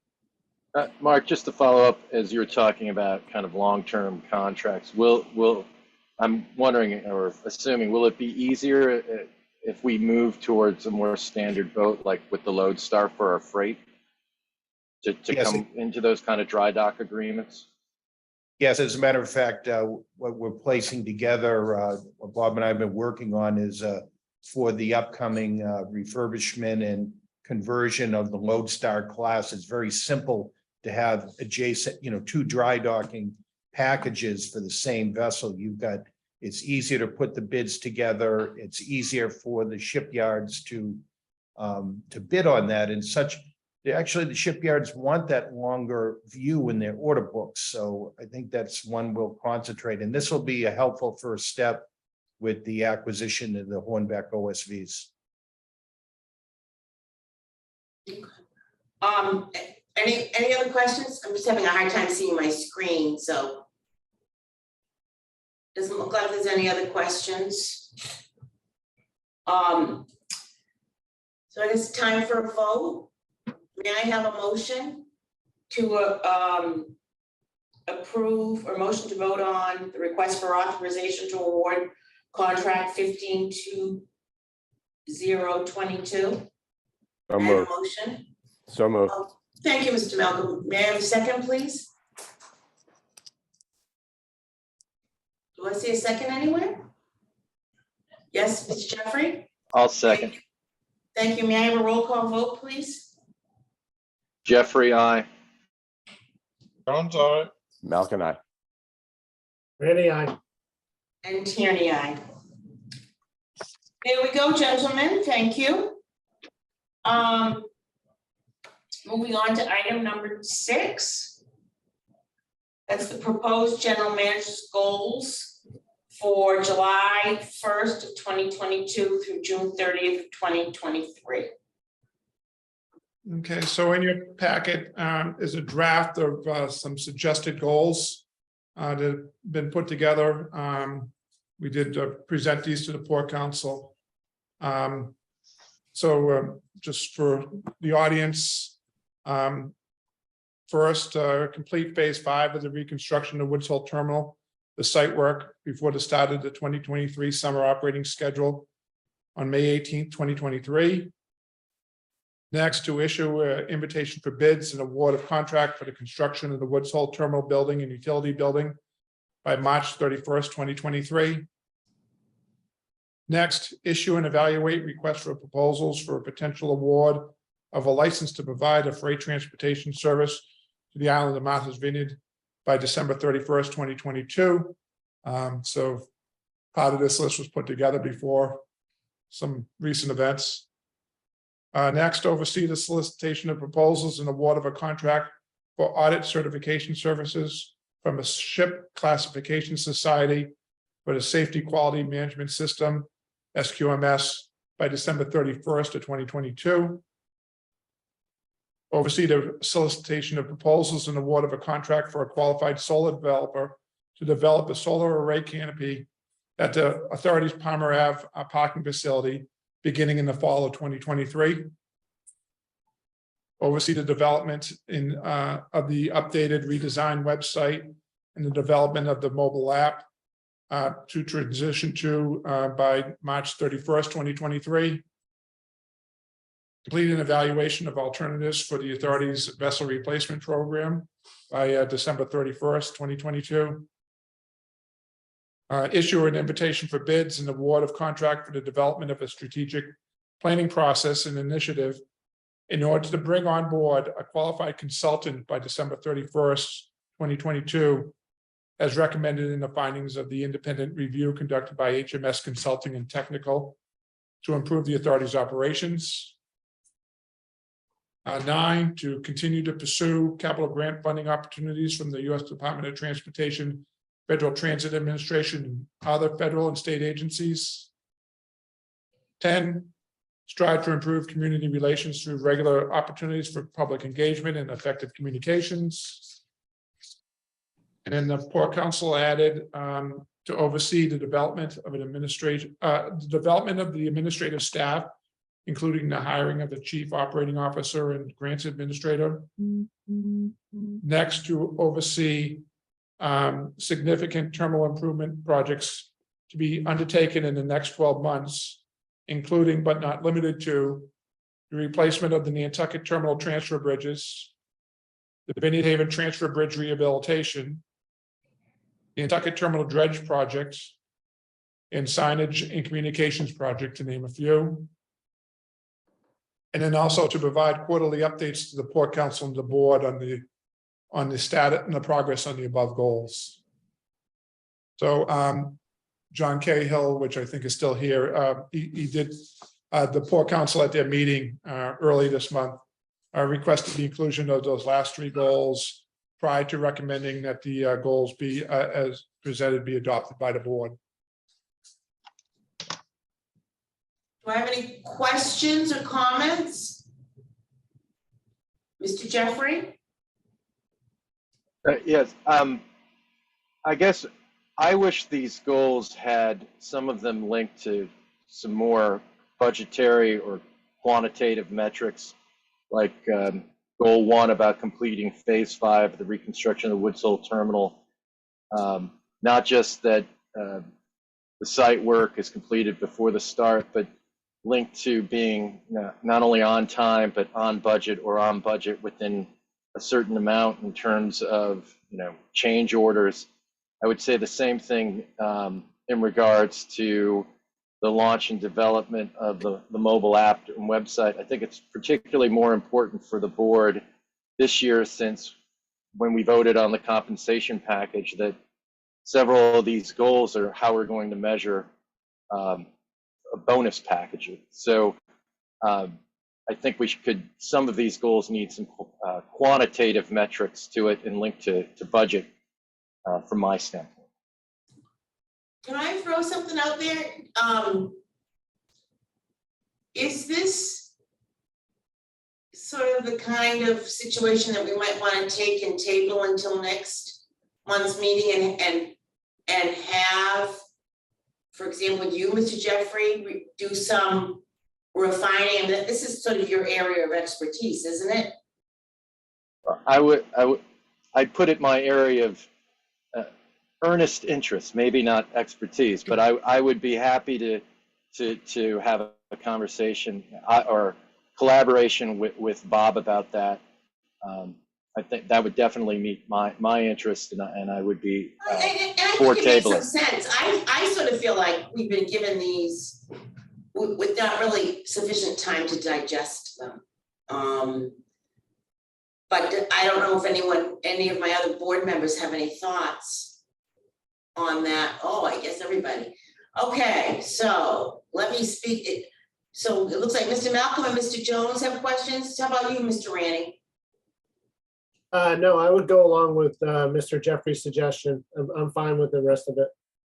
Okay, all right, Mr. Malcolm? I also am very fine with Mr. Jeffrey's suggestion. The only question I have is, I believe last year, one of the goals was to come back. Mr. Rainey and I had talked about succession planning, and I was wondering what happened with that. Well, that's certainly something that we can add to a goal and we can work on, you know, maybe, I just think maybe a little bit more time should be spent on this one particular area, especially in light of the fact that, you know, we're looking to do some potentially looking to do some bonus compensation. Mr. Jones? This is the exact subject that troubled me when we passed this and when I was looking for, you know, compensation for past work, not for future work, because how do you evaluate it? And how do you evaluate it with time? And time sometimes is beyond your control. And I don't know how you're gonna make a formula or whatever to say, well, okay, this qualifies, but this qualifies by 20% or 90%. I have no idea. It's just very messy as far as I'm concerned. However, I had one question and things of, you know, how. We lost Mr. Malcolm. I can't hear you. Could somebody repeat that?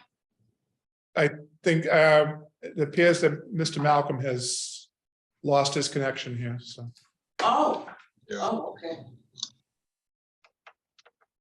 Well, So should we- You want to give him a minute to see if he logs back in? yes, can somebody text him and let him know?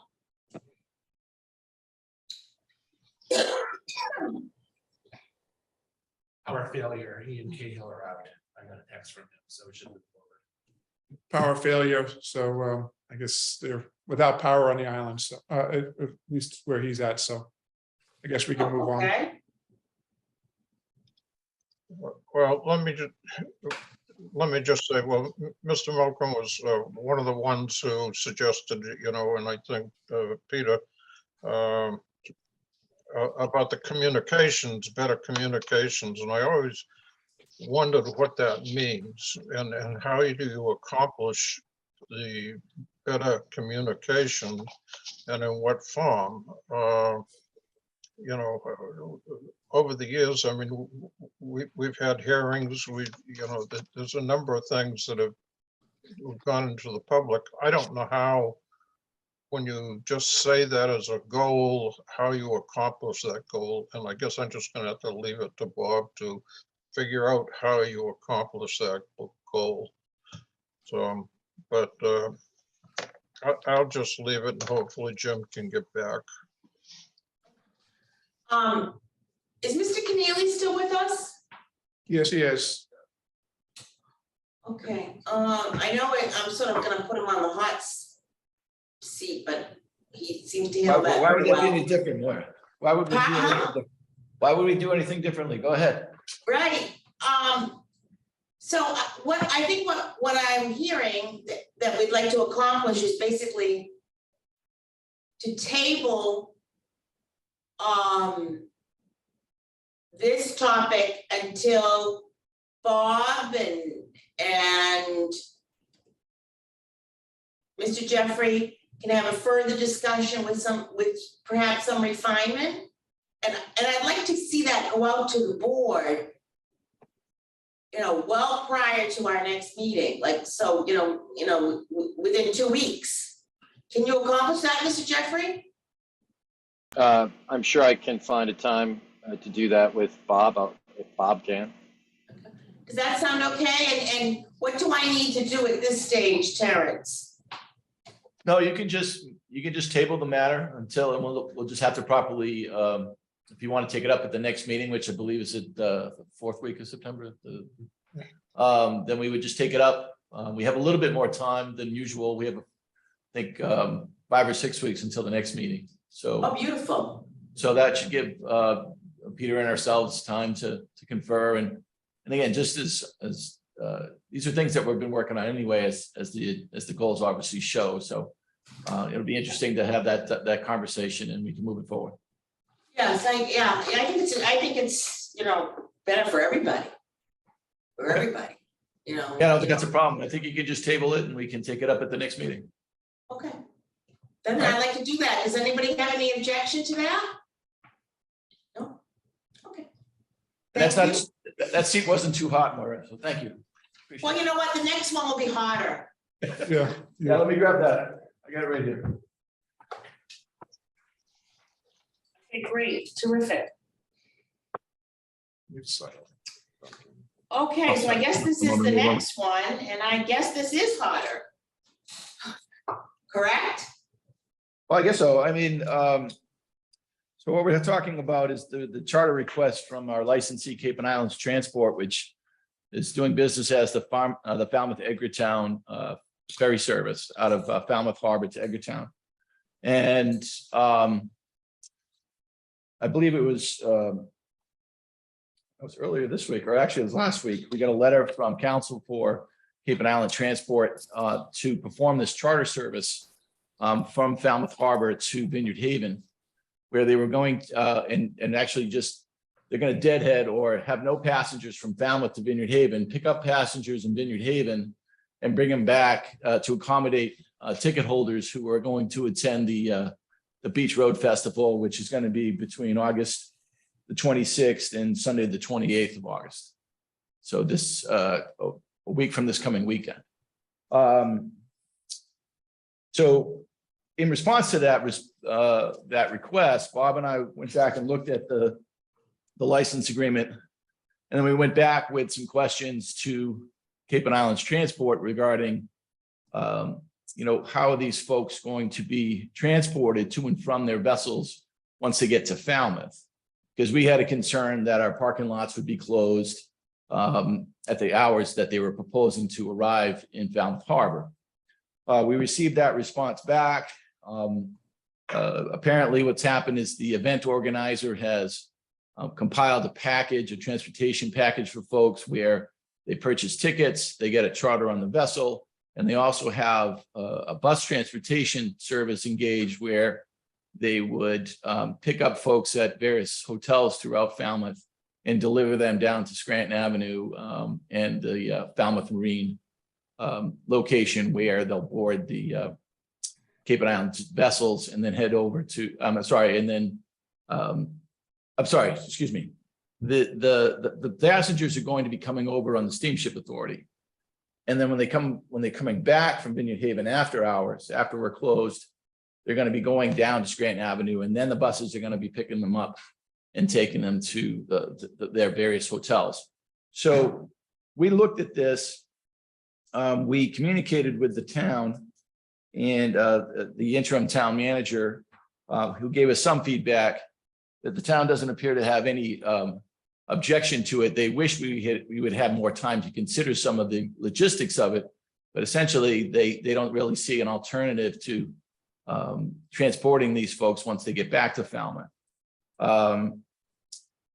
The license agreement that we have with Cape and Islands gives Bob, as the general manager, authority to approve an occasional charter trip. We don't see this request as an occasional charter trip. These are planned multiple trips back and forth to Falmouth. So that's why we're coming to the board outside Bob's, because we don't think the general manager has the authority to approve this himself. So we're looking for the board to review this request, and our recommendation is that it be approved because I think there's been a lot of support from the community. Within the last 24 hours, I've received several letters, which we tried to communicate to the board as we received them. So we've had people express concerns, but not outright rejection of this idea. So we'd be interested to get the board's feedback, and overall, our recommendation is that it be approved. And so Sean has brought over Mr. Ahmed, who's the attorney for Cape and Islands, and Brian Davin, who's the general manager for Cape and Islands Transport. I'd like to hear from Mr. Cahill. Because I think he had mentioned that he, All right, yeah. I'd like to hear from Mr. Cahill first, please. Is he with us? Yeah, I'm bringing him over. Yeah, Sean's bringing them now, Maura. Thank you.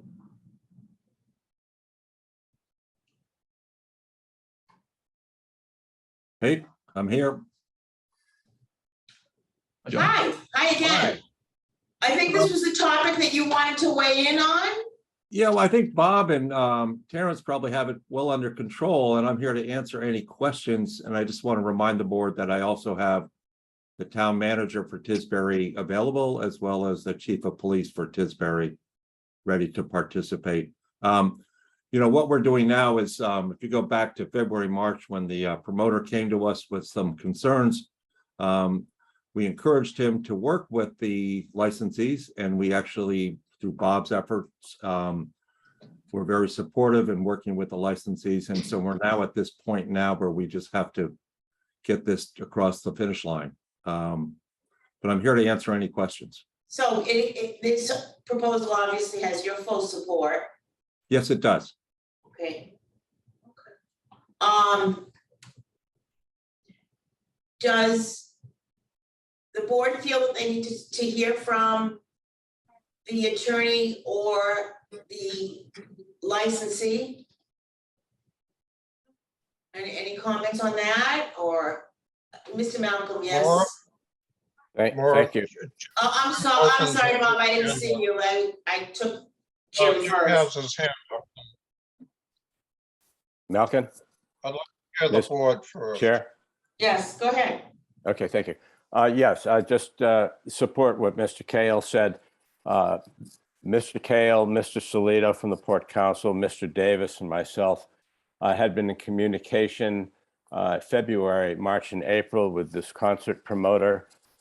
We did state that the ferry service could not book bulk passenger reservations or change its schedule, but would do what we could to work with our licensees to provide either charter or alternative transportation for the festival. I'm delighted to see that that's now coming to fruition, and I support this request.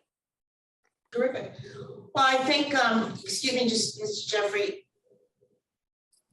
it looks to me that we could probably go directly to a vote, but let me address Mr. Jeffrey's hand. Go ahead. I would just like to comment that, you know, I'll support this as well. I want to commend Bob and the Steamship Authority staff for reaching out so quickly to the Falmouth acting town manager and select board, kind of coordinating this.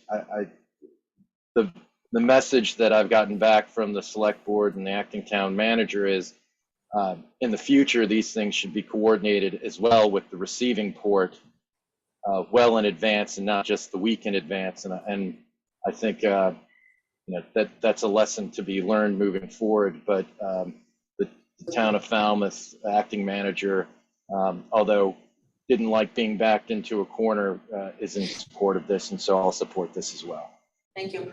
Mr. Ahmet and the Cape and Islands Transport representative, I think we can proceed directly to a vote. It seems to have overwhelming support, and it seems like it was a good example of collaboration, and you know, I think the Steamship Authority going above and beyond to meet the community's needs. And we'll certainly take Falmouth's comments into consideration. So may I have a motion, please?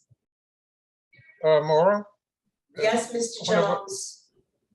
could we at least hear from our guests who, you know, have been waiting? I would love to hear anything more about this if I could. Briefly, I'd like to move this meeting along, and you know, our guests are here and they seem to have overwhelming support at your request. Mr. Ament, would you like to make a comment? Thank you very much, Ms. Turney and Mr. Jones and other members of the board. it looks like the proposal has your support, and so I don't want to take unnecessary time, but it does appear to be very well organized with bus arrangements that have been made. We have submitted a correspondence from the bus operator, from 2 of the hotels, a letter in support from the Chamber of Commerce, and just this morning, a letter from the immediate abutter right across from the driveway, in full support of the request. So we don't think there'll be a problem. I do want to apologize on behalf of Cape and Islands for the not getting this done sooner, but some logistics prevented their contracting until recently. So, but thank you very much. Thank you. Was there someone else from Cape and Islands who wanted to speak? Well, this is Brian Davin. I'm the new general manager here at Cape and Islands and Falmouth Marine, and I want to thank the board for their support. We will be sure to make this a very smooth and effortless process, but we appreciate your support, and we're looking forward to being of service to the island as well as to Falmouth. Okay, thank you. All right, may I proceed to a vote now? Do I have a motion? So moved. Do I have a second? I'll second. Okay.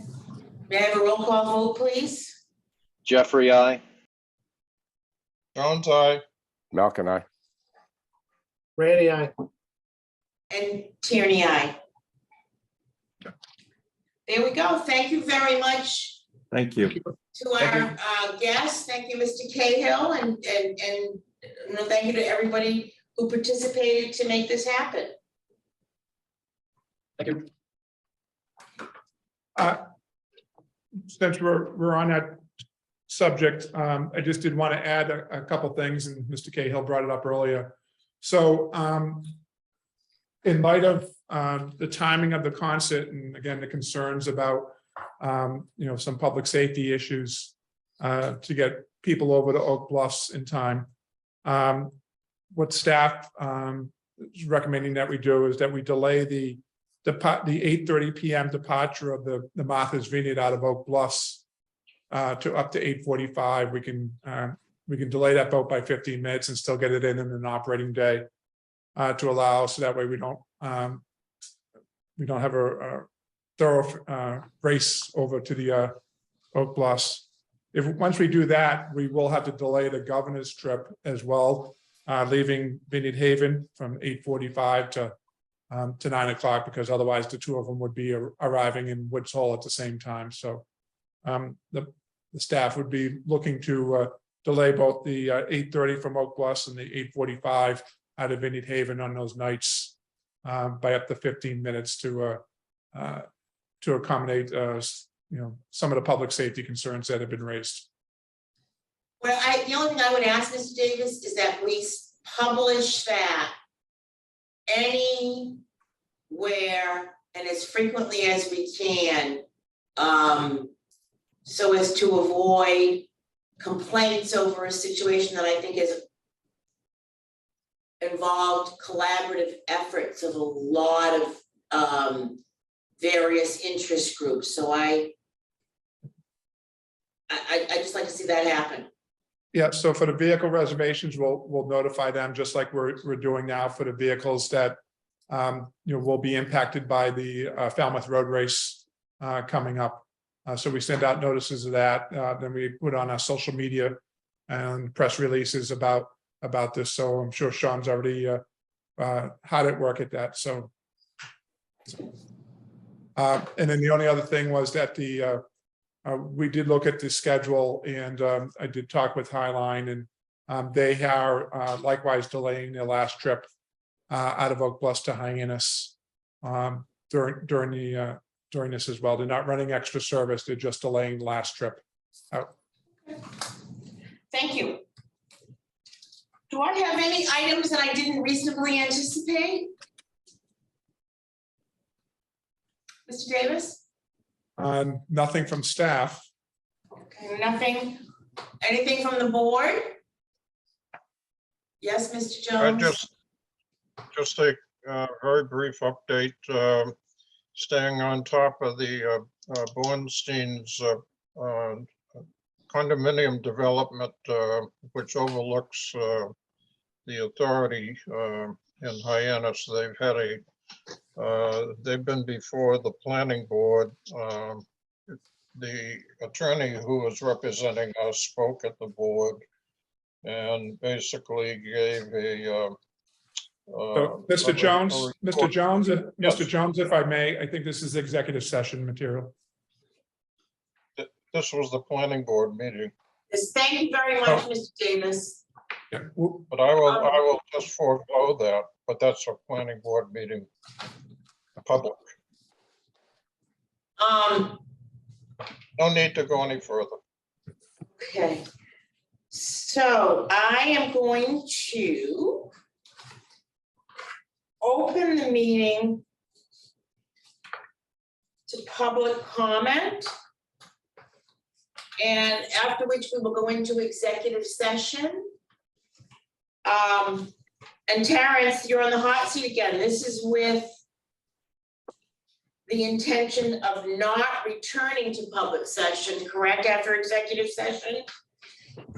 Correct. Okay, and then the executives, the executive session meeting agenda. Now, Terrence, can you just read that for me? Because I have my papers all scattered. Madam Chair, can we? Yeah, we'll take public Perhaps comment. after public comment? We'll take He public can read comment it. first, and then we'll do the executive session announcement. Thank you very much. Okay. Is there abstain? Is there any public comment?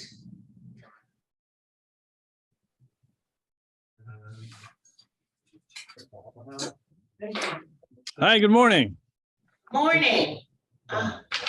Yeah, I've got several questions about this new vessel acquisition and the disposal of the old vessels, and I'll start with the disposal of the old vessels. I'm wondering if staff or the board could speak to what they estimate they might get for the Gayhead and the Katama.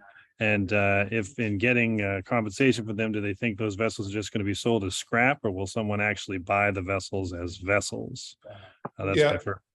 So I think those discussions are premature at this point. Once we get these other vessels, we'll be looking to have a marine survey in terms of a value placed on for those vessels, and then we'll be bringing them back to the board for consideration, but Okay, and that $32 million estimate, soup to nuts for the two new vessels. Is there any mechanism in that to consider supply chain problems and inflation that seems to be hurting the construction industry or affecting the construction industry pretty badly? Does that translate into ship construction and remodeling?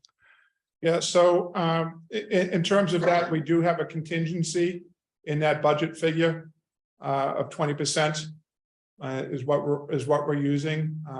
We've been investigating some of the things that we know that we'll be needing, and yes, some of these items do have a long lead, not a terribly long lead time, but a lead time nevertheless. So we'll be working on getting a package together for the conversion and dry docking of these vessels very quickly once we determine if they're suitable.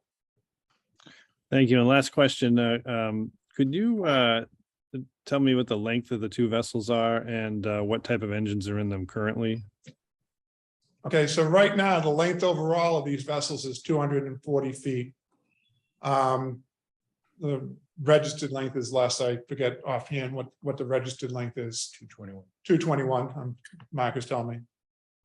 So when we add a stern to the stern, to allow that to match up with our transfer bridge and our fendering system, we'll be adding 15 to 20 feet to these vessels, to the length of the vessels, and that's why we're going to be needing to cut a piece out of the mid body to bring the vessels back to the 235 feet overall length.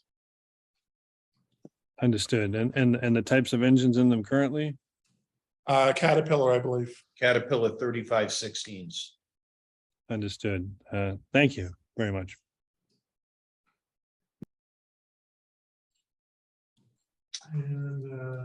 Any other public comment?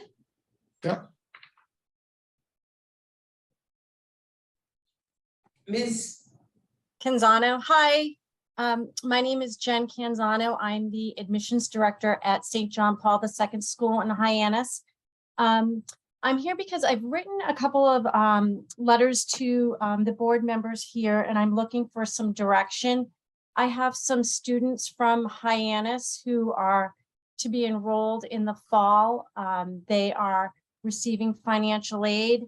And my question for you is, I'm wondering what the formal steps that we must take for consideration for these students to receive the student reduced rate to travel back and forth from the island on the High Line daily. And I come before you because I did approach Highline, but they said that these are regulatory issues, licensing issues, and that I would need to be in touch with the Steamship Authority. Okay, so we could,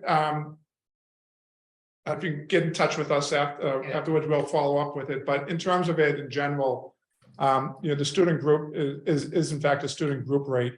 And that's probably where, with your conversation with Highline, but we can talk offline about that. Yeah, Jen, this is Sean Driscoll. I got your email yesterday and didn't have a Thank chance you. to respond to you, so I would so.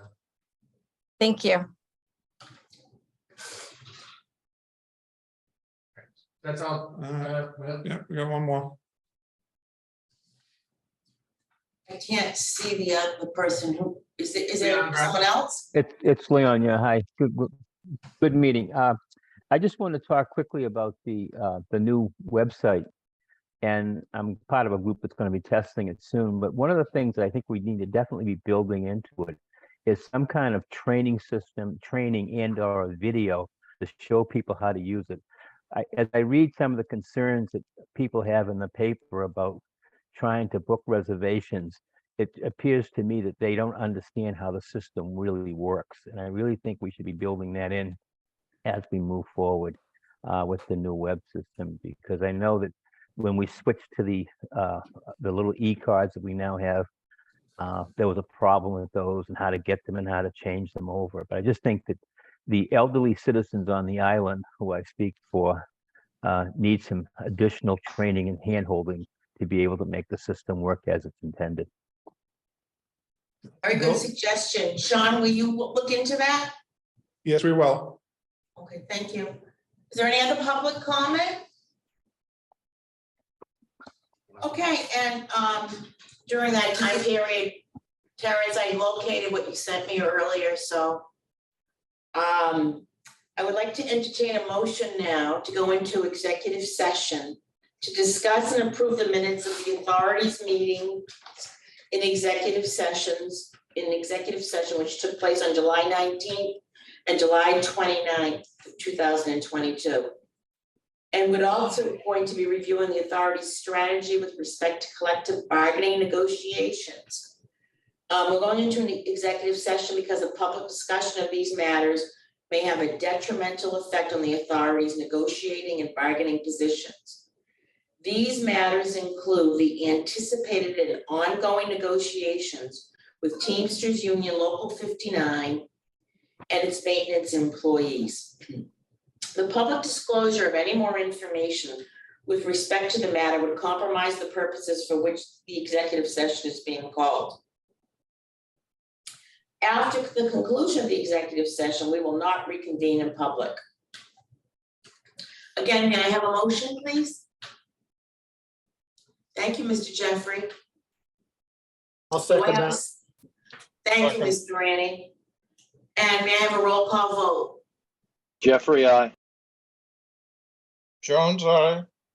Rainey, aye. Tierney, aye. Where's Malcolm? He dropped about 4 minutes ago, so hopefully he'll be able to join us for executive session. Okay, so it is now About 20 of 12, is that accurate? Yes. Yeah. So what time, Can you give us 10 minutes? 10 minutes, yes. I had a goal of concluding our meeting by 12 o'clock, so I guess I'm not gonna reach that goal though. But that's certainly fine, 10 minutes. And for you. We'll speak fast. There's always next month. All right, see you in 10 minutes. Okay, thank you.